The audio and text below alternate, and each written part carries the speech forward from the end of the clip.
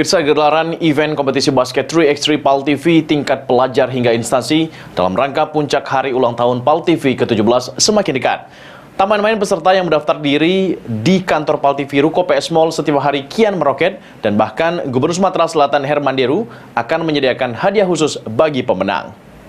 Daftar, pacak sekalian servis gratis di situ. Gelaran event kompetisi basket 3x3 PAL TV tingkat pelajar hingga instansi semakin dekat yang akan digelar pada 5 hingga 6 November 2022 mendatang.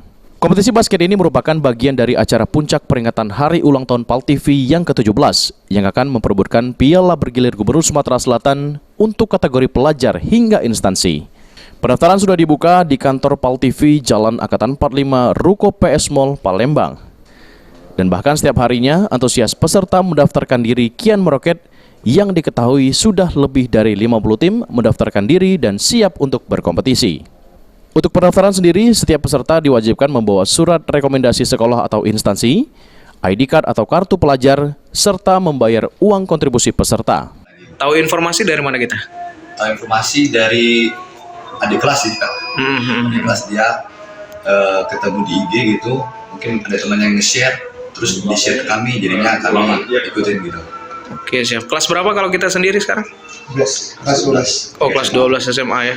Target nih di kompetisi kali ini apa? Kalau target, semoga bisa masuk 5 besar dulu aja. Oke.